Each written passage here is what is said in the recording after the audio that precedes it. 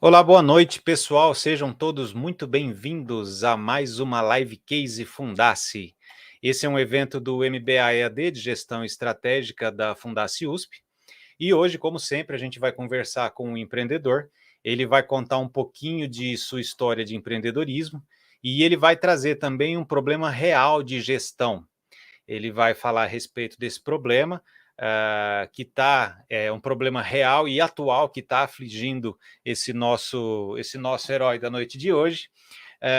E como é que vai funcionar? Os alunos que fazem parte do MBA, eles vão analisar esse caso, vão estudar esse caso, eles podem participar, se quiserem, fazendo perguntas e observações a respeito do problema de hoje. E esses alunos vão fazer, então, uma análise do problema, vão identificar as suas causas raiz, e eles vão apresentar, depois de um prazo, em grupos, eles vão apresentar um relatório com a análise de algumas estratégias que podem ser sugeridas a esse empreendedor para que ele melhore, para que ele resolva ou amenize os efeitos desse problema que será identificado, e vão apontar pontos positivos e pontos negativos dessas soluções apresentadas. É basicamente um trabalho de consultoria em que os alunos vão colocar em prática os ensinamentos que eles aprenderam ao longo desse último módulo. A gente tem uma live case por módulo, e como eu disse, essa live fica gravada também para acesso e consulta posterior, e fica também divulgado nos canais da Fundace.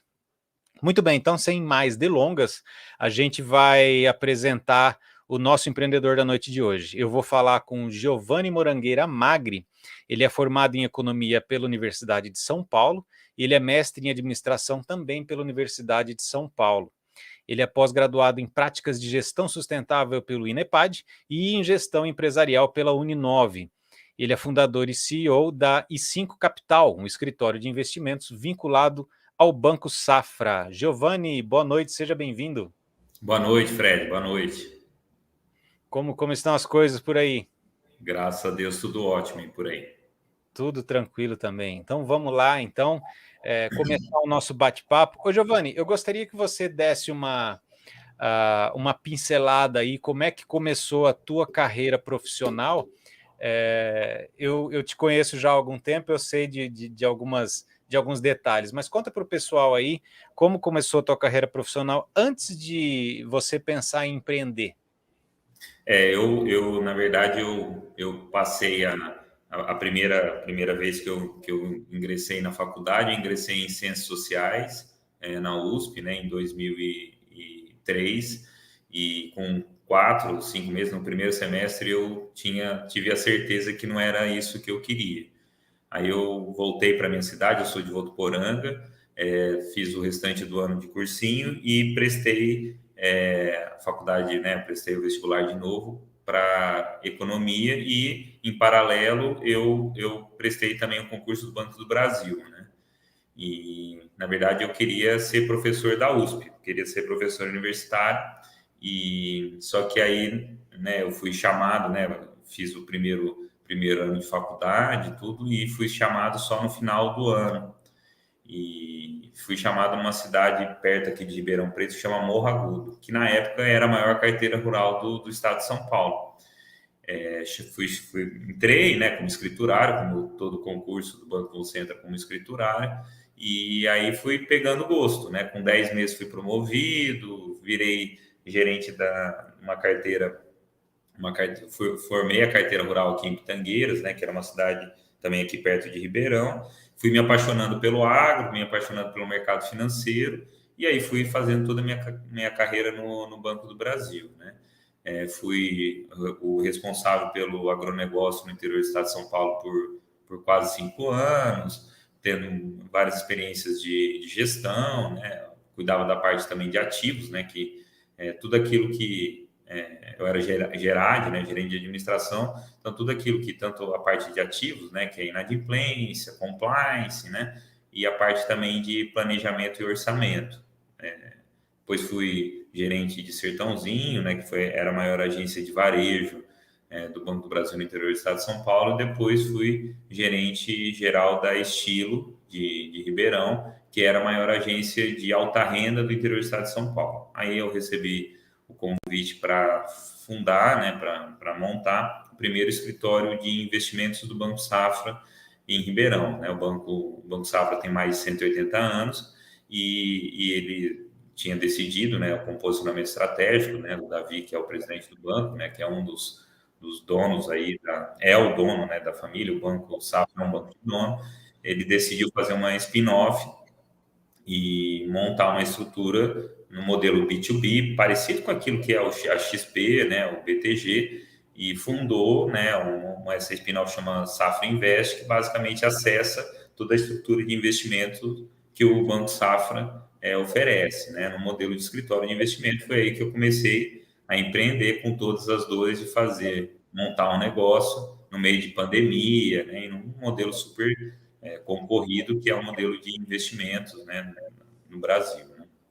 Ô, Giovanni, dando um meio passo atrás nessa história aí, você teve uma progressão muito rápida dentro do banco, algo que não é tão comum. Você começou bem jovem no banco, né, e você ascendeu Uhum. rapidamente de cargo ali. E de novo, né, como eu conheço a história, eu vou pincelar algumas partes aí que eu acho muito interessantes nessa história. Ainda dentro do banco, você teve algumas experiências em que você fez algo diferente do que se costumava fazer. E eu posso dizer que a gente pode classificar isso como intraempreendedorismo. Conta Uhum. algumas façanhas que você fez dentro do banco para fugir do tradicional quando você era gerente de agência. Conta um pouquinho disso daí, que é interessante. Assim, né? Eu hoje, né, olhando para trás, é fácil de entender isso, né? Mas é difícil quando você está no meio do processo de você ter noção de fato daquilo tudo que você está passando, né? Então, hoje eu posso falar que essa visão de empreendedor, ou ser empreendedor, sempre teve dentro de mim, né? Eu acho que de todo empreendedor, isso não é uma coisa que eu acho que você pode treinar, aprender, mas é algo que está dentro de você. E basicamente é uma visão de inconformismo, né? E aí isso, acho que vamos dizer assim, essa visão de ter a visão de dono, de querer fazer algo diferente, de tentar resolver o problema, isso, né, é uma característica da minha personalidade, isso eu levei e trilhei isso no banco durante todo o período que eu tive lá. Né? Mas eu acho que algumas coisas interessantes assim, eu fui gerente em Franca, também aqui no interior do estado de São Paulo, e quando eu assumi a agência lá, era uma agência que tinha um problema grande de denúncias Bacen. Era uma agência que tinha sido migrada do Banco Nossa Caixa, né? O Banco do Brasil tinha comprado a Nossa Caixa, e era uma agência que era a maior agência de fluxo, né, de Franca, e essa agência tinha um histórico sempre de denúncias Bacen, né? Até porque esse processo vamos dizer assim, de tombamento, né, do que era a Nossa Caixa com o Banco do Brasil foi um processo relativamente assim complexo, né? Então tinha um histórico grande de reclamação e um movimento muito grande de pessoas, né? E aí eu sempre ficava prestando atenção assim no fluxo, né? De como as pessoas entravam na agência. Logo no começo eu chamei lá a galera, né? Porque eu não sou de Franca, né? Então as pessoas que conheciam lá, eu falei assim, olha, eu queria um contato de um mágico. Aí as pessoas ficaram assim olhando, falando, eu já tinha meio fama de doido, né? Aí os caras falando mágico, eu falei, não, traz o mágico aqui. Aí eu tinha um cara lá famoso em Franca, né? Ele veio lá na agência e falou, cara, eu quero que você fique nos 5 primeiros dias, né? Entre o quinto dia útil e o dia 10, que era o maior fluxo de pessoas da agência, né? O maior fluxo de movimento na agência. Eu quero que você fique fazendo mágica aqui no horário de expediente, que era das 10 às 4 horas da tarde, se não me engano. O cara ficou olhando assim para mim, falou, não, eu quero que você fique fazendo mágica nas 6 horas que a agência estiver aberta, durante os 5 dias né, do quinto dia útil até o dia 10. Aí fez um preço lá, eu arrumava a nota, né, porque isso também não estava parametrizado no banco. E aí o cara era muito bom, muito, muito bom. E ele fazia mágicas durante o horário do expediente. E aí o que começou a acontecer, Fred, foi que as pessoas, em vez de ficar preocupadas lá com o horário de atendimento, tanto tempo que estava esperando, começavam a prestar atenção nas mágicas que o cara fazia, né? E aí o cara era né, um cara super, super legal. Eu até estou tentando lembrar o nome dele para mencionar aí, que ele é realmente um profissional bem diferente. E ele fazia essas mágicas, e aí no fim isso acabou melhorando a percepção que as pessoas tinham do atendimento da agência, porque aí começou a ressignificar, né? Ao invés da pessoa ficar esperando, ela estava lá prestando atenção nas mágicas, e isso foram, assim, foi um período que no fim o cara montou um personagem, que além das mágicas ele era um imitador, imitava o Silvio Santos, então tinha um monte de coisa, mas isso na verdade era completamente fora do que é o padrão de atendimento, daquilo que seria o padrão do que o banco estava estabelecido, porque essa era uma preocupação, que eu queria que as pessoas estivessem lá, não só porque elas estavam indo lá, né, para serem atendidas, mas eu queria que elas tivessem uma sensação boa, né? E no fim era muito interessante, porque às vezes a pessoa ficava lá, era um fluxo de gente muito grande, às vezes a pessoa ficava lá 40 minutos, 40 e poucos minutos, e perdia a senha, né, de ser atendido, porque ela ficava prestando atenção no mágico, né? Então, isso é uma ideia, né, assim, que, sei lá, apareceu do nada, e no fim era uma ideia de alguém que estava pensando na agência como se fosse um negócio, né? Então, se fosse a minha empresa, como que eu gostaria que fosse, como que fosse lá as coisas acontecessem, né? Aí, assim, puxa, isso deu certo, e aí eu lembro que a agência era uma agência de Distritação, né? Lá em Franca é uma agência super bonita, assim, é uma agência térrea, bastante vidro, assim, ela bem, um formato bem bacana.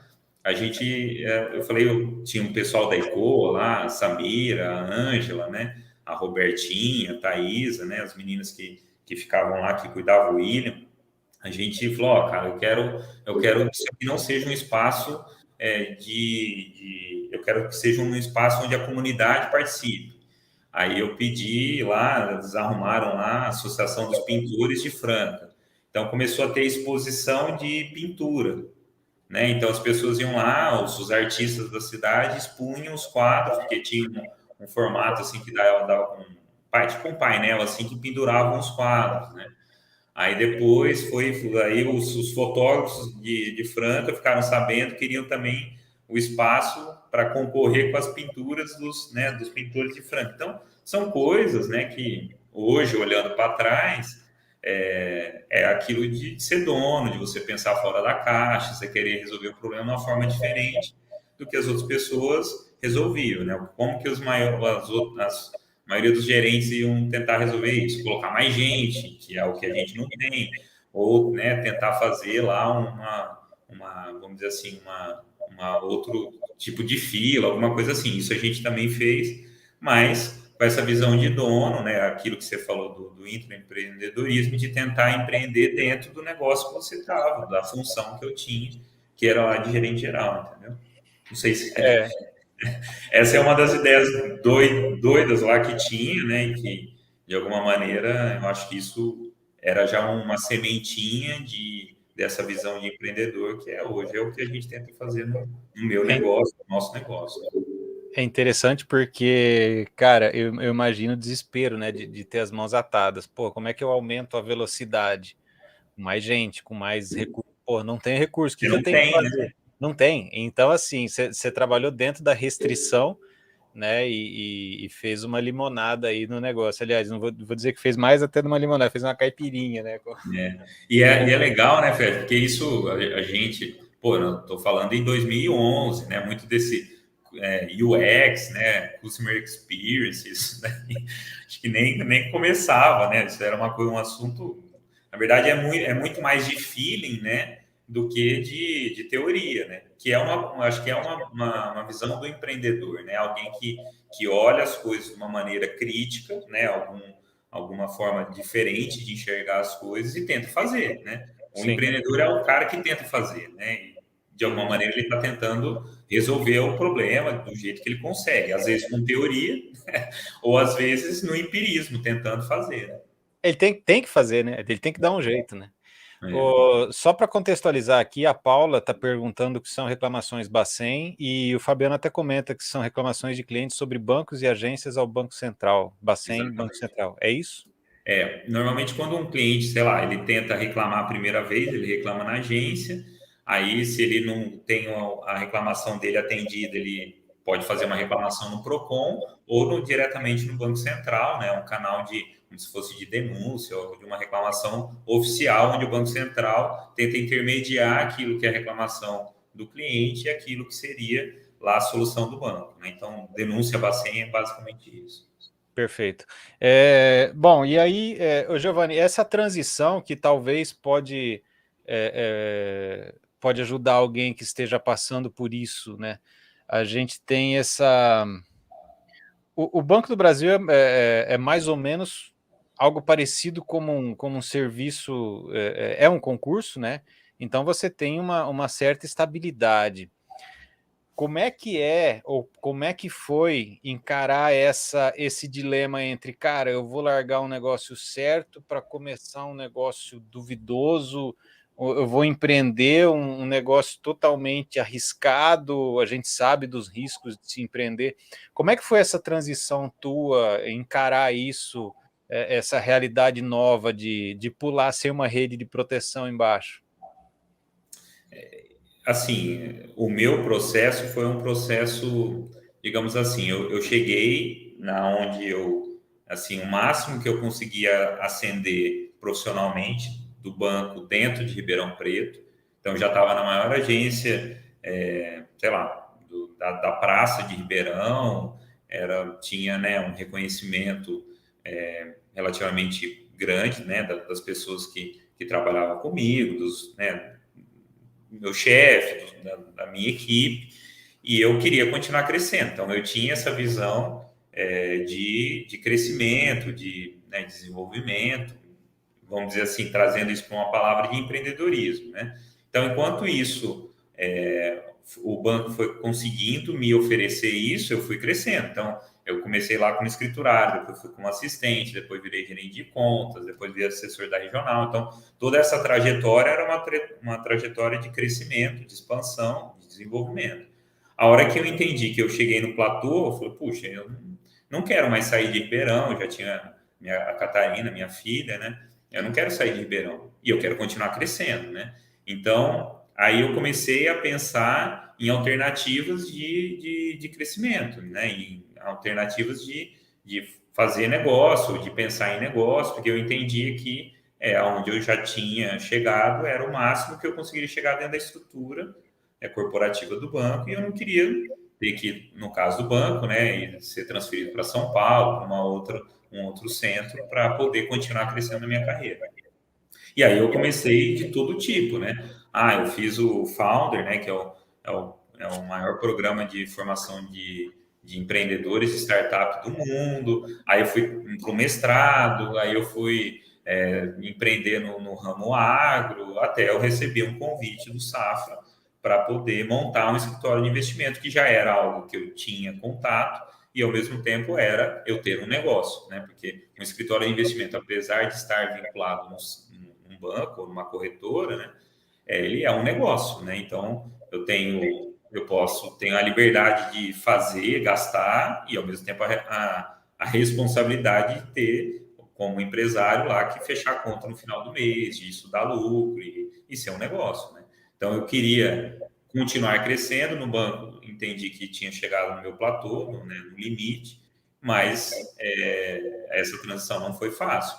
Então é um pouco de loucura mesmo, né, Fred? Porque eu fiquei quase 20 anos no banco, né? Então tinha toda uma estrutura, vamos dizer assim, uma relativa segurança, mas tinha algo também que me impulsionava a fazer algo diferente, continuar crescendo, né? Então aí acho que uma outra característica que hoje, olhando para trás, faz sentido nessa visão de empreendedor, né? O empreendedor, de alguma maneira, é alguém que tenta correr risco, que corre risco para fazer esse negócio dar certo, para colocar a sua ideia em prática, né? Então, eu acho que essa mesma visão do empreendedor, que é um cara que tem visão de dono, que eu tinha no banco, essa tomar risco, assumir risco é também uma característica de empreendedor eu sempre tive, e nesse momento foi fundamental para eu sair do banco.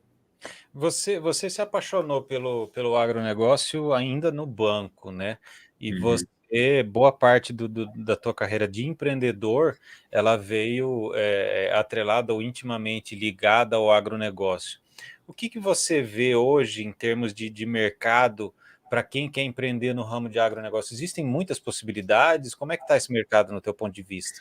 Eu sempre acredito, Fred, que o negócio, né, a oportunidade, ela está em setores que têm diferencial competitivo, que é o caso do agro. O Brasil talvez não, é a principal força produtiva do agronegócio no mundo, né? Então, é o único país que tem tecnologia, condições climáticas, um relativo, vamos dizer assim, estabilidade de contratos, né, política, para poder alimentar, produzir alimento para o mundo inteiro, né? E eu acho que até um pouco desse viés lá atrás que o agronegócio tinha, né, que era o patinho feio, né, que era um setor atrasado da economia, ele recebeu muito pouco carinho, muito pouco incentivo, muito pouca, vamos dizer assim, investimento do setor público, né, ou do governo, para propiciar o desenvolvimento. Então, se a gente olhar hoje, né, o nível de subsídio que o agronegócio recebe no Brasil, ele é infinitamente menor do que recebe nos Estados Unidos, na Europa, né, e nos outros players que o Brasil concorre, inclusive na América do Sul, né? Então, isso fez com que o agronegócio tivesse que se reinventar e, na minha visão, as vantagens estruturais, né, recursos naturais, foram utilizados de uma maneira muito mais eficiente por conta dessa dificuldade inicial. Então, hoje, eu posso falar que de todos os setores da economia brasileira, o agronegócio com certeza é aquele que tem maior possibilidade de crescimento. E aí tem uma visão muito atrasada ainda da opinião pública, Fred, que acha que o agronegócio é só a terra, né? Porque o agronegócio é toda a cadeia, né? Então, pô, a parte de máquina, né? A parte de tecnologia é altamente desenvolvido, né? Assim, pô, se você pegar hoje um grande produtor, esse cara tem um nível de tecnologia como uma grande indústria nos Estados Unidos, né? Então, cara, tudo GPS, tudo parametrizado, acompanhamento em real time. Então, assim, essa visão, ela é uma visão de cadeia muito complexa que oferece oportunidades tanto para o cara que é o agrônomo, o cara que está diretamente relacionado à terra, mas para o cara de tecnologia, para o cara do mercado financeiro, né, que é o meu caso aqui. Então, vamos dizer assim, um setor que oferece oportunidade para todo mundo e a gente é competitivo e a gente faz realmente um trabalho de excelência no Brasil. Muito bom. Bom, vamos lá então, entrar com um pouco mais de detalhe no problema de hoje, né? O problema que a gente vai abordar hoje, como todos sabem, são os desafios na atração e retenção de talentos. A I5 está com quanto tempo agora? 2 anos. 2 anos. Então Completados esse mês de abril agora. já tem uma estrada aí. Onde a I5 está hoje? Qual que é a área de abrangência de atendimento da I5? Nós temos a sede aqui em Ribeirão, temos uma filial em Franca e em Araras. Muito bom, então crescendo aí. Ô Giovanni, dentre todos os problemas que a gente enfrenta quando vai empreender, a gente vai pensar um aqui que é atração e retenção de talentos. Eu queria que você dissesse um pouquinho, inicialmente, quais são as características do profissional ou dos profissionais que você busca para esse teu mercado? Que tipo de profissional, basicamente, você precisa atrair? O nosso mercado, né, assim, o mercado de escritório de investimento, basicamente é formado por assessores de investimento. A gente chama de AIs, né, assessor de investimento. Então, assim, até o modelo, né, foi criado lá nos Estados Unidos, né, pela Charles Schwab e veio para o Brasil, né, assim, trazido aí pelo Benchimol, quando criou a XP, né? Então, basicamente, o assessor de investimento que está vinculado no escritório, ele é um agente autônomo. Então, ele é um conceito mais primário de empreendedor.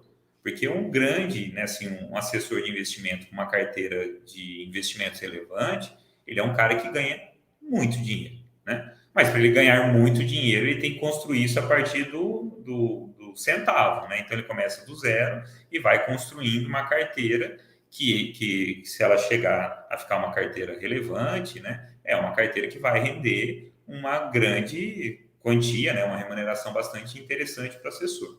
Então, eu acho que a primeira dificuldade é encontrar essas pessoas para trabalhar no nosso negócio, no escritório, onde tem essa visão de empreendedor, né?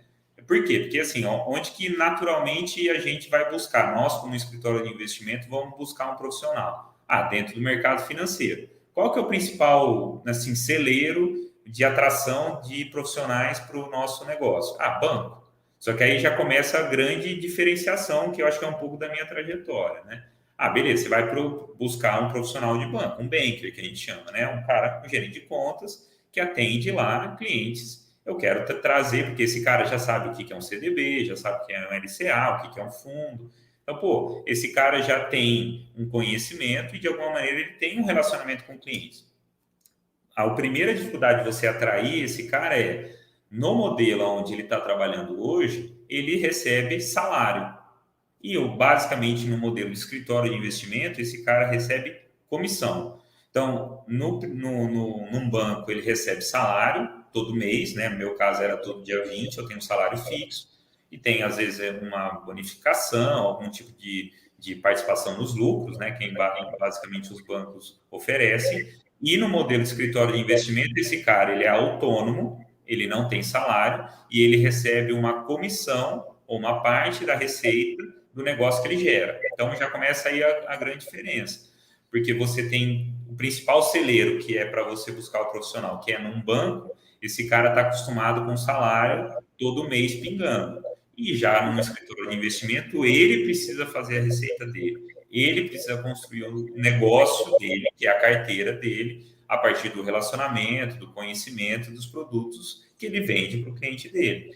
Então, assim, a primeira dificuldade é você conseguir atrair alguém que tem essa característica empreendedora para ser assessor de investimento dentro de um celeiro onde esse cara está sendo remunerado de uma maneira completamente diferente. Então, você já tem uma primeira mudança, que é uma mudança cultural do cara entender que, apesar dele ser autônomo aqui, ele precisa ter uma rotina e uma característica de cabeça de um empreendedor. Porque para ele poder fazer a carteira dele do zero, do centavo, sei lá, 100 milhões, esse cara vai ter que ter uma visão de empreendedor, de negócio, de empresário, para poder fazer isso acontecer. Se ele continuar com essa visão e com essa cabeça de funcionário que ele tem lá no banco, dificilmente ele vai conseguir ser bem sucedido aqui. Então, essa talvez já seja a principal dificuldade que a gente tem, né? É de conseguir identificar alguém que tem essa visão empreendedora, como eu tinha lá no banco, dentro de uma estrutura completamente diferente de CLT, entendeu?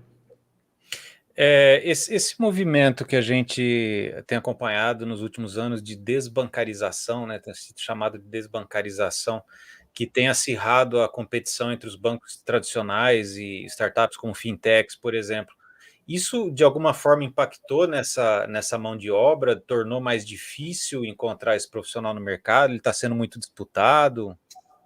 Na verdade, Fred, assim, eu acho que não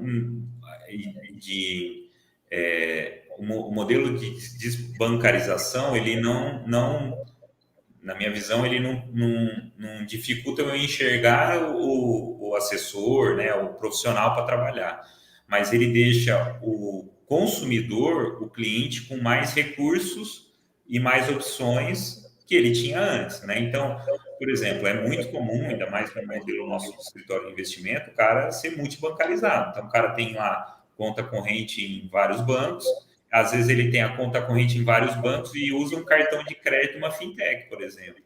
Por exemplo, ele tem uma empresa que tem uma terceira conta que é de uma outra fintech. Então, assim, às vezes o cara tem 4 contas em bancos tradicionais, tem um cartão de crédito numa fintech e a empresa dele emite boletos por uma quarta, quinta, sei lá, fintech que não tá nesse ecossistema. Então, eu acho que isso empoderou o cliente, né, com mais opções, com mais ferramentas, e ao mesmo tempo também colocou em xeque qual que é o papel e atuação do profissional, do ser humano nesse processo todo, né? Que boa parte disso a gente fala que é digital. Mas, principalmente o cliente de investimento, esse cara ele é mais esclarecido, mas por mais ferramentas digitais que ele tenha, ele vai querer sempre ter um assessor, alguém, um humano, conversando com ele, assessorando, até porque essas fintechs, né, elas são commodities, né? Então, assim, oferece um produto, né, assim, massificado, né? E aí, à medida que o cliente vai ficando maior, ele tem um nível de exigência mais alto, né? Ele tem dificuldade de selecionar esse monte de opção, esse portfólio muito amplo que ele acaba tendo acesso aí pelas fintechs, entendeu? Entendi.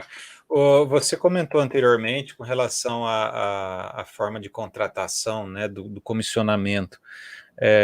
O mercado discute, ou você já chegou a discutir essas possibilidades entre salário fixo, comissionamento, ou terceirização, o que seria a melhor forma? Eu acho que, assim, até para responder a sua pergunta, seria interessante explicar um pouco o que tem no escritório de investimento, sabe, Fred? Então, assim, basicamente você tem o assessor, que ele é um cara comercial, ele tem uma carteira de clientes, e ele recebe uma parte da receita do que ele consegue gerar com os clientes da carteira dele. Então, vamos pensar isso como vamos dizer assim, uma visão comercial. Você tem o cara de produtos, que é o cara basicamente que é o especialista lá em ações, o especialista em renda fixa, o especialista, por exemplo, em previdência, né? Então a gente chama esse cara de mesa de produtos ou head de produtos, né? Que ele é um cara técnico, né? Ele não é um cara eminentemente comercial, ele é um cara que sabe muito de uma pequena parte. E aí eu tenho o cara comercial que pega essa informação ultra especializada ou vamos dizer assim, esse produto, essa indicação que o cara de produto oferece para ele, o que a mesa oferece para ele, e entrega para o cliente, né? Então, esse é um pouco da dinâmica. Mas você também tem outras áreas que precisam ter no escritório para poder tudo isso funcionar. Então, por exemplo, ainda boa parte dos processos precisam de alguém que faça o back-office, né? Então, bloqueou o cartão, que você tenha lá algum tipo de movimentação diferente. Então, você tem uma parte que a gente chama de back-office, né? Que é basicamente dar suporte para essas duas áreas, tanto de produtos quanto comercial, trabalharem, né? Então, vamos dizer, uma terceira área aqui no escritório. E tem a parte de apoio, né? Que é a parte jurídica, a parte contábil, a parte de TI, que são, né, assim, áreas que não são áreas fins, né? Mas são áreas que precisam também acontecer dentro da nossa empresa, dentro do escritório de investimento. Então, para cada segmento desse, para cada tipo de função, tem um modelo diferente, ou precisa ter um modelo diferente para que tenha estímulos e, vamos dizer assim, incentivos para cada nicho, né? Então, basicamente, o cara comercial, ele precisa de comissão, né? Então, o modelo que normalmente funciona para esse profissional é de comissionamento puro. O que acontece, né? E aí que é um pouco dessa introdução que eu fiz em relação ao profissional que vem de banco para o mercado de assessor de investimento, normalmente os escritórios, né? A gente acaba oferecendo um fixo, né? Que na verdade é mais como uma ajuda de custo do que um salário, até esse assessor ele construir uma carteira relevante para só viver da comissão que ele gera, né? Então aí começam as distorções, né? O cara de produto ele é um cara que eminentemente ele é um cara técnico, né? Então, o melhor modelo de remuneração para esse profissional é um modelo de salário mesmo, né? Então ele é um cara ultra especializado que, à medida que ele vai ficando mais experiente, com mais assertividade, né, com mais qualidade de trabalho, esse cara vai ganhando um salário maior. E o ideal é que ele seja um cara remunerado pelo resultado do escritório, né, do negócio, e não necessariamente por aquilo que ele está fazendo especificamente, porque na verdade ele não faz um contato com o cliente, né? Na verdade, o contato do cliente está com esse assessor, que é o cara que faz o relacionamento comercial. Já a parte aqui, tanto de back-office, né, é um profissional mais júnior, ou um profissional talvez não esse nível de exigência de qualificação, né?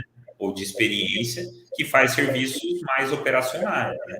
Então, também esse profissional, ele precisa estar remunerado de maneira adequada para também não distorcer o custo da sua empresa, do seu negócio, né? E aí você tem áreas que são áreas meio, né, que é a parte de contabilidade, a parte de jurídica, né, e eventualmente de TI, que esse cara eu posso terceirizar, né? Não faz muito sentido se não for um escritório muito grande de ter isso tudo onshore, né? Então eu terceirizo isso para alguém que é especializado em contabilidade, em um escritório de advocacia para fazer todo esse processo de assessoria do escritório, entendeu? Perfeito. Tipo um BPO, BPO, né? terceirização. Ok. Ô Giovanni, fala um pouquinho só rapidamente para o pessoal entender que nesse segmento que você está, existem algumas iniciativas também de distribuição de equity, né, o de partnership, que é um pedacinho da empresa, que seriam ações da empresa de participação para o funcionário, né? Como é que funciona isso nesse ramo, nesse segmento teu, que pode ser algo também capaz de ajudar nessa atração, né?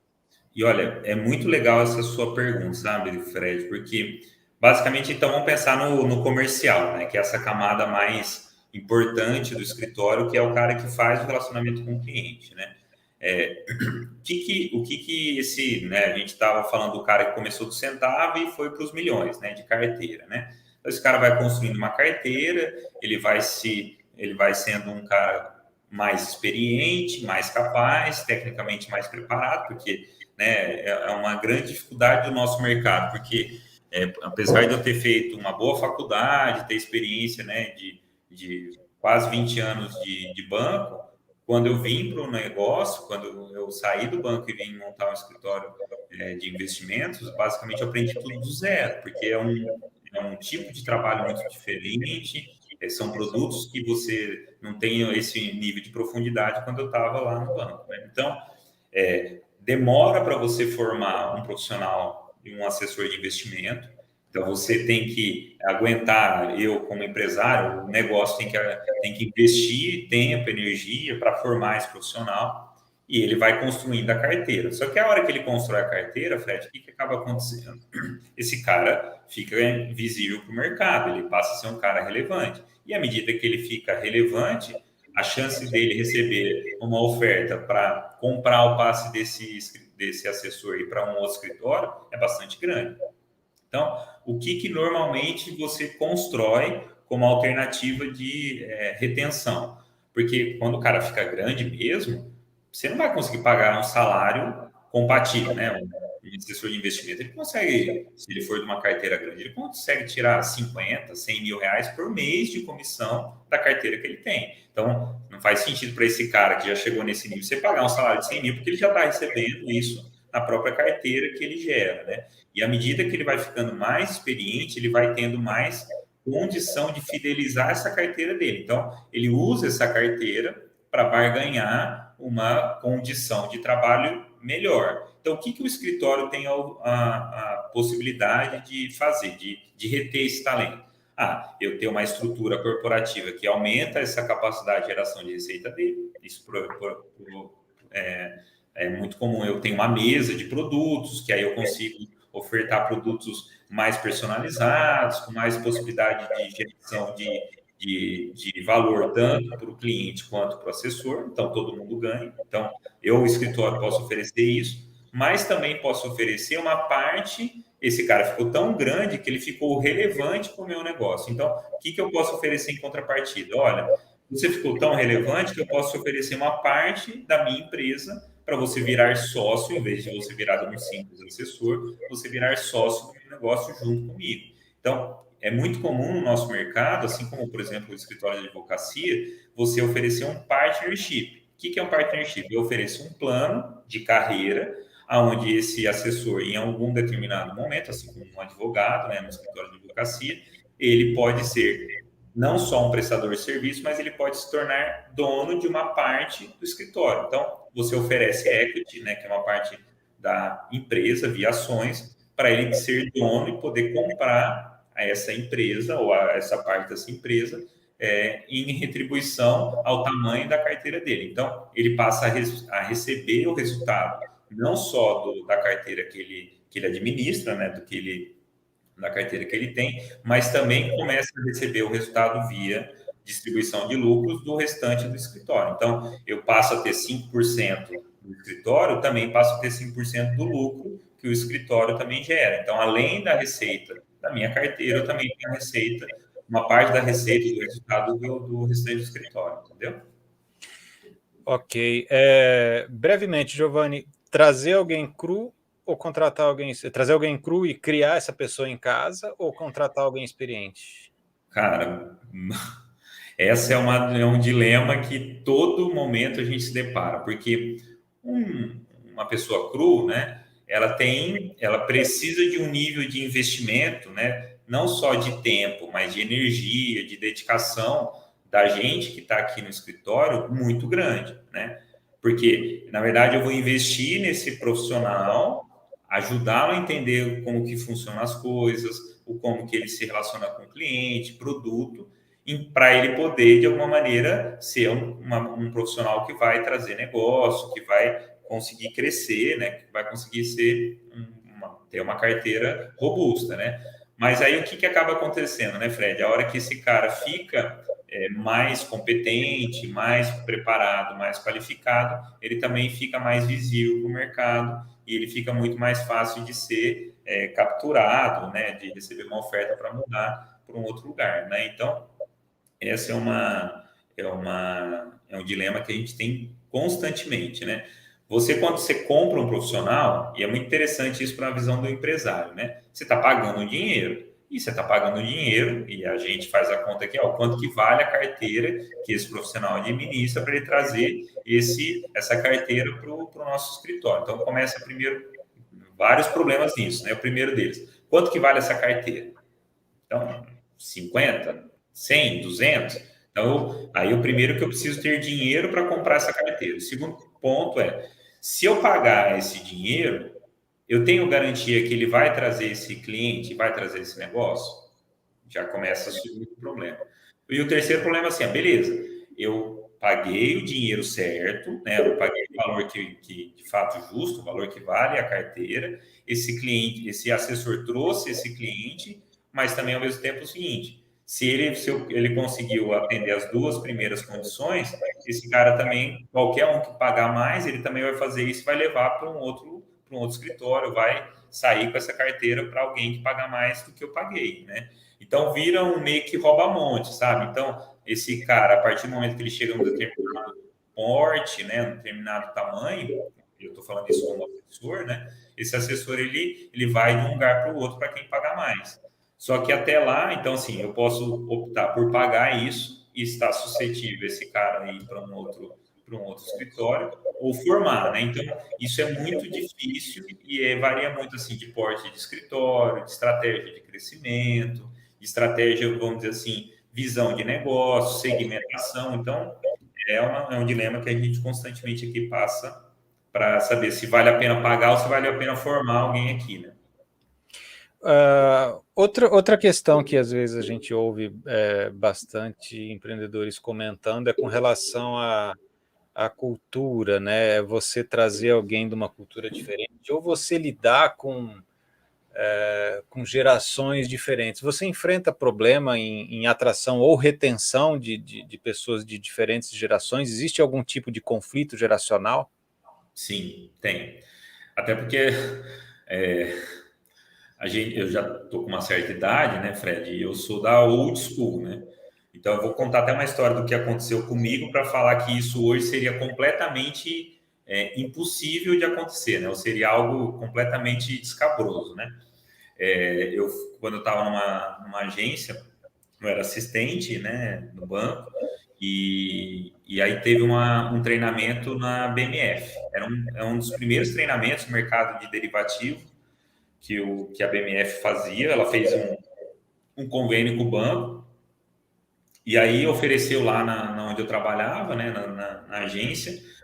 O meu chefe, né, o meu chefe imediato não quis ir, e eu que fazia economia, que estava aprendendo, que queria aprender tudo, eu falei assim, eu levantei a minha mão e falei, eu quero participar. Aí o gerente geral lá falou assim, mas se você for, eu quero que você use esse conhecimento aqui, eu não quero que você faça esse treinamento e vá ser promovido para um outro lugar, né? Aí eu falei, não, óbvio, né? Prometi, né, Fred? Não vou deixar. Tinha que falar assim para poder ter a oportunidade de fazer o treinamento. Eu fiquei lá uma semana em São Paulo, um treinamento super massa, né? Pô, eu fiz o treinamento da BMF. A hora que eu voltei no treinamento do BMF, um monte de conhecimento, um monte de ideia. Dali um mês e pouco, 2 meses, surgiu a oportunidade de eu ser promovido. Aí eu voltei lá no meu gerente geral e falei assim, cara, puta, não sei o que, e ele via, né? Ele que me deu a primeira chance, não sei o que, ele via que eu tinha potencial de crescimento, que para mim eu viajava 200 quilômetros por dia para estudar, então eu falava, pô, ele sabia que para mim era uma baita oportunidade e ao mesmo tempo eu merecia. Aí ele falou assim para mim, Fred, falou, não, beleza, você pode ir sim, cara, mas tem um monte de aditivo aqui que tinha, né? Era uma época que estava fazendo um monte de renegociação. Você só vai tomar posse lá se você nas férias ficar fazendo o estudo de todos os aditivos aqui que tem. E era uma sala gigante, assim, com muito contrato. Eu fiquei as minhas férias indo de graça para poder fazer lá o trabalho que precisava para poder ser promovido. Então, hoje, se você pegar um jovem aí de 16, 17, 18, 20 anos, né? Falar para o cara que ele vai trabalhar de graça para conseguir alguma coisa lá na frente, isso é muito difícil, né? Então, eu acho que a primeira dificuldade para a gente aqui no escritório, eu acho que para o mercado inteiro é a gente ter essa diferença entre aquilo como que a gente pensa, como é a experiência que a nossa geração, a gente já está um pouco mais velha, né? Você primeiro rala para depois ter o direito, né? E aqui, assim, primeiro você tem o direito para depois, né, ter o benefício. Então, isso já é uma grande diferença, que eu acho que é uma diferença principalmente geracional, né? E segundo, né, que a gente percebe que, principalmente naquilo que precisa de relacionamento com o cliente, só tem um jeito, né? Você tem que se relacionar. E aí, se você pegar um jovem aí de 18, de 20 anos, que está aprendendo as coisas, né, que ainda não tem o nível ele se relaciona com as pessoas da idade dele. Esse profissional, esse jovem de 20 anos se relacionar com uma pessoa de uma geração diferente é diferente, é conflituoso. Então, é um processo muito grande de maturação, de tentativa e erro, de você ter o profissional errando e você tendo que corrigir, né? E isso é feito no dia a dia, né? Então, primeiro, essa diferença geracional e essa curva de aprendizagem é muito, né? Eu até brinco, você sabe disso, né? É escola 0, rua 10, né? Muito mais o que você aprende na rua do que necessariamente o que você vê no manual, no livro, na sala de aula. Muito bom. A gente tem uma pergunta aqui do Fabiano. Você estava falando antes aqui de atrair alguém com uma carteira boa. Nesse caso, é possível fazer um contrato ou um acordo de fidelização com essa pessoa? Como é que funciona isso na prática? Olha, eu vou responder para ele igual um casamento, né? Quando você jura lá na frente do padre que vai casar, que vai ser fiel, que vai até a morte separe, você acha que tudo vai dar certo, né? E aí o que acaba acontecendo no meio disso tem a separação, né? Então, lógico, a gente, né, do mercado inteiro trabalha com contratos, né? Mas isso invariavelmente você consegue quebrar o contrato, às vezes o contrato não prevê todas as possibilidades que você precisa para proteger o seu negócio, né? Então, eu acredito muito que a judicialização ou essa formalização jurídica ela não protege o negócio. O que protege é você, né? Como um casamento mesmo, né? É você continuar amando a pessoa que você está junto, né? Então, é um pouco daquilo que acontece no negócio. Eu acho que o contrato é uma das formas de retenção do talento, mas a principal delas é a química, é a sinergia que você tem entre o negócio, né, entre a empresa e o profissional que está lá trabalhando. Então, dá para fazer, mas isso não protege 100% o negócio, não. Nessa relação de funções que você passou, que existem nesse teu negócio aí, funções tão diferentes, qual que é o profissional, qual que é a mosca branca e do olho azul, qual que é mais difícil de achar? Um profissional que seja barato, que eu consiga atrair relativamente pagando pouco, que tenha visão de empreendedor que acredite no negócio e queira ser sócio junto comigo, e ao mesmo tempo que tenha uma capacidade de construção de valor, de carteira, de relacionamento grande.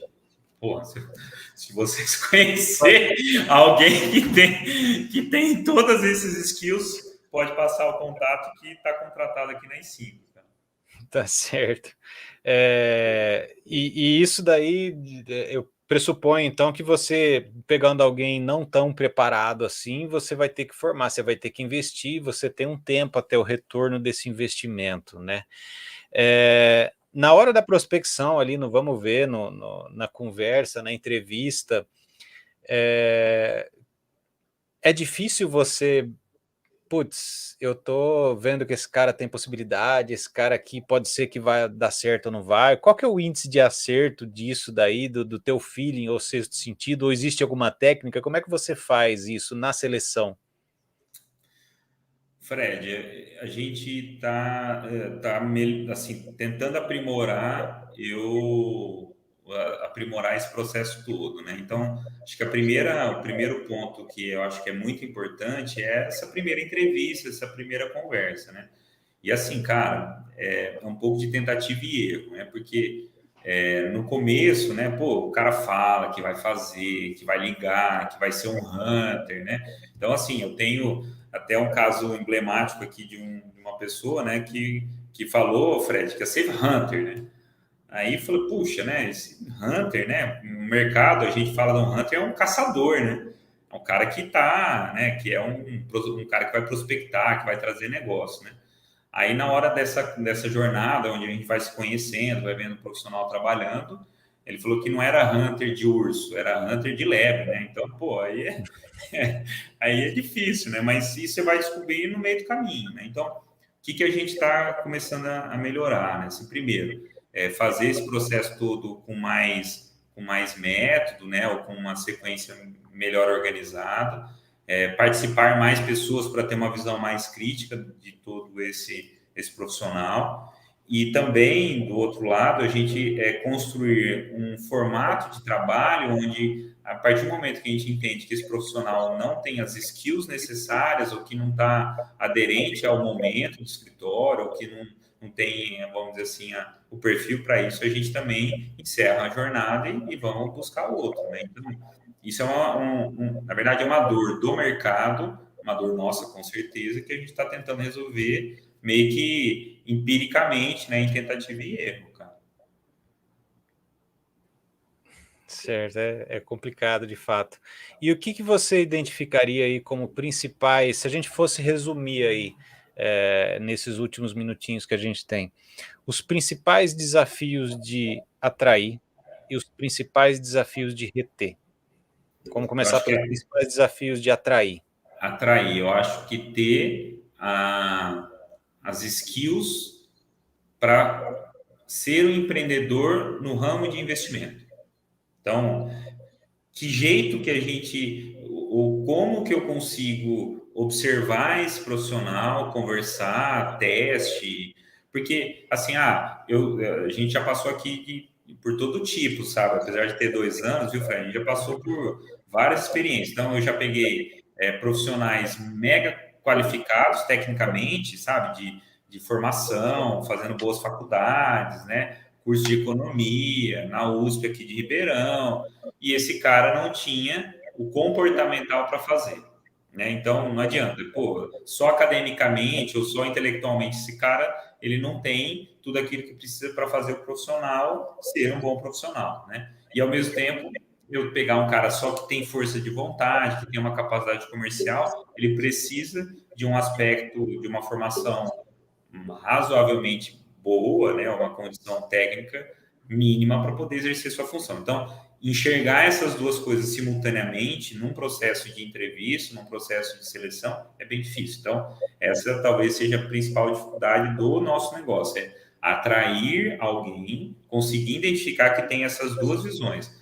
Uma condição intelectual razoável para poder aprender tudo aquilo que a gente precisa do nosso negócio e ter uma característica comercial agressiva para poder prospectar e construir a sua carteira. Então, acho que esse é uma grande dificuldade, é como identificar isso numa conversa, numa entrevista, ou uma rodada de entrevistas, você conseguir identificar tudo isso num profissional, entendeu? E na retenção? É assim, às vezes eu pago, investir, né, toda essa jornada de você formar o profissional, de conversar com ele, de treinar, de participar de reuniões juntas, e a hora que esse cara fica robusto, a hora que esse cara fica preparado com essas duas visões, né, tanto a comportamental quanto a técnica, esse cara, por um valor maior que você tem condição de oferecer, esse profissional ele vai para o concorrente, né? Ele recebe uma oferta para ganhar mais em outro lugar. Né? Então, reter um bom profissional é tão difícil quanto prospectar um bom profissional, porque à medida que esse profissional ele fica relevante, ele fica alguém que é atraído ou que o mercado inteiro quer trabalhar junto. Né? Então, é muito difícil também, e é por isso que muitos o business, né, de escritório de investimento oferece a possibilidade dele ser sócio, né, via equity, para de alguma maneira tentar reter e não ficar só essa questão remuneratória na mesa, entendeu? Nessa disputa que existe entre diferentes corretoras e bancos e escritórios de investimento, enfim, todos esses players aí que disputam o mesmo profissional, existe algo que diferencie esses players, ou por porte, ou pelo cara que tem o bolso mais fundo consegue oferecer melhores condições? Como é que é essa concorrência entre as empresas para a contratação dos profissionais? Hoje, Fred, assim, está muito ligada ao bolso, né? Então, assim, quem paga mais tem mais profissional, tem mais, vamos dizer assim, tem mais atratividade, né? Só que, assim, é uma coisa um pouco da tese nossa de investimento nosso, né? Uma crença um pouco nossa. Eu acredito que muito nas continhas de padeiro, né? Pô, se um profissional ele não consegue se pagar, não adianta eu pagar mais só porque esse cara pode ser um cara relevante lá na frente, né? E isso eu acho que de alguma maneira, todo o mercado de tecnologia, mercado de startups, a gente vê aí a recente crise, né, principalmente ligada ao aumento de taxa de juros aqui, não só no Brasil, mas no restante do mundo, né, a conta não fecha, né? Então, quando a continha de padeiro, ela deixa de fechar, você está queimando capital, queimando dinheiro, e de alguma maneira eu acho que isso, uma hora vem a conta, né? Então, eu acredito que hoje o fator principal é o fator bolso, né? Quem paga mais, mas eu acho que isso também tem os dias contados, né? Você tem movimentos aí das principais corretoras como o XP, né? Mandando profissionais embora, os grandes escritórios também estão enxugando sua estrutura, basicamente chegando na continha de padeiro, né? Que é, beleza, quanto que esse profissional gera de resultado? Se ele gera um resultado positivo, então tá, vamos tentar remunerar e reter e criar um modelo de fidelização e de retenção desse profissional. Agora, se ele não fecha a conta, não faz sentido eu pagar, né? Então, eu sou dessa tese assim, cara, para mim, o caixa é sagrado, né? No final do dia, tudo é ROI. Exato. E aí, muita fantasia, porque é interessante isso, Fred. Não sei se eu tenho mais um minutinho só para falar disso, né? O mercado ele oferece, né, a profissão de assessor de investimento como algo sexy, né? Pô, você vê aí esses monte de influenciadores de carros importados, né, viagens internacionais, mas é um trabalho árduo demais, né? Então, sim, é um mercado que você pode ser rico, que você pode ser bem-sucedido, mas é para poucos, né? E que essa jornada não é fácil, né? Então, até assim, a sócia aqui do escritório, a Preta, comenta muito isso, né? O cara, para poder ser um assessor de investimentos, alguém que é empreendedor, empresário, tem que ter uma rotina muito regrada, assim como aquilo que é exigido no mercado de CLT. Horário, padrão, né? Um funcionamento. Então, muito assim, esse glamour distorce muito o mercado, que eu acho que, no fim, é prejudicial para quem quer entrar, né? E para a gente que está no mercado, né? Pô, eu tenho que falar para o cara que toda essa fantasia, né, uma hora vai acabar e ele vai ter que, no final do dia, se pagar, entendeu? Tá certo. Bom, a gente está chegando ao final, eu vou encerrar as perguntas aqui com a pergunta do Jorge. Quais são os maiores desafios que você tem encontrado no seu desafio? Enfim, se a gente fosse resumir aí num único desafio, o chefão do final do jogo, aí, ou pelo menos do final da fase, o que seria na tua visão? Eu acho que tem alguns desafios, tá? Eu acho que o desafio é no nosso negócio, né? Ao mesmo tempo, entregar um bom resultado para um cliente e, ao mesmo tempo, fazer com que esse negócio, né, que esse cliente seja rentável para o escritório. Então, é sempre um conflito de interesse, né, entre aquilo que é bom para o cliente e aquilo que é bom para o negócio. A gente é muito cuidadoso com esse tema aqui no escritório.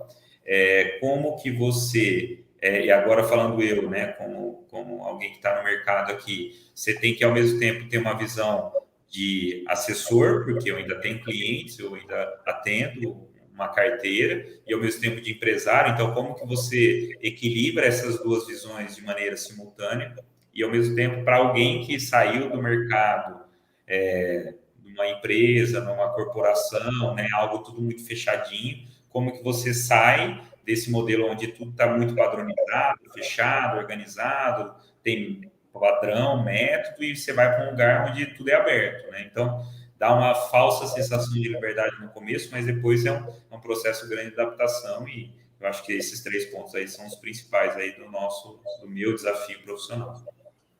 Perfeito. Bom, a gente está chegando ao final, infelizmente, de mais uma Live Case Fundace, um evento do MBA EAD Gestão Estratégica Fundace USP. E hoje a gente teve a grata satisfação de contar com a presença do Giovanni Morangueira Magri, fundador e CEO da I5 Capital, um escritório de investimentos vinculado ao Banco Safra. E a gente discutiu então o problema que será analisado pelos alunos de atrair e reter talentos. Como eu falei, os alunos vão fazer a análise disso, estudar as causas raiz e apresentar um relatório com algumas sugestões para superar esses obstáculos. Ô, Giovanni, muito obrigado pela tua presença, pelo teu tempo, pela tua disposição e por essa noite bastante agradável, que passou muito rápido, quer dizer que foi legal. Muito obrigado por tudo. E para finalizar, eu vou colocar aqui, a gente tem um Instagram, né, I5 Capital, para o pessoal que quiser conhecer. A gente também tem o teu LinkedIn aqui, pode procurar por Giovanni Morangueira Magri, o pessoal te acha ali no LinkedIn. E, Giovanni, para concluir, é uma pergunta que eu faço em todo final de live aqui, uma tradição minha, né, de outras lives também. Assim, de bate-pronto, sem estudar, sem pensar. O que precisa para empreender? Cara, ser completamente fora da caixa. Pensar diferente das outras pessoas, porque eu acho que esse movimento de pensar fora da caixa, de tentar ser inconformado, de buscar solução, de pensar 100%, eu acho que isso é uma característica do empreendedor. E aí, Fred, assim, eu só queria pedir o seguinte, como nós, né, assim, todo esse tema hoje vai ser objeto aí da turma aí da Fundaça, eu aceito sugestões de trabalho, de melhoria, de estratégia aqui do nosso negócio, viu, cara? Maravilha. Bom, ouviram, né? Então fiquem à vontade aí, pessoal. A gente espera os trabalhos de vocês, as colaborações de vocês. Então, Giovanni, obrigado. Todo o pessoal que ficou com a gente até agora aqui, muito obrigado. Para quem vai assistir depois também e chegou até o finalzinho aqui, meu agradecimento a todos vocês. E a gente se vê na próxima edição, né? Daqui a pouco a gente vai ter mais uma edição aí, sempre com gente bacana, gente interessante, com empreendedores que se destacam. Então, Giovanni, obrigado. Pessoal que está acompanhando a gente, muito obrigado e até a próxima. Obrigado pela oportunidade. Tchau, tchau.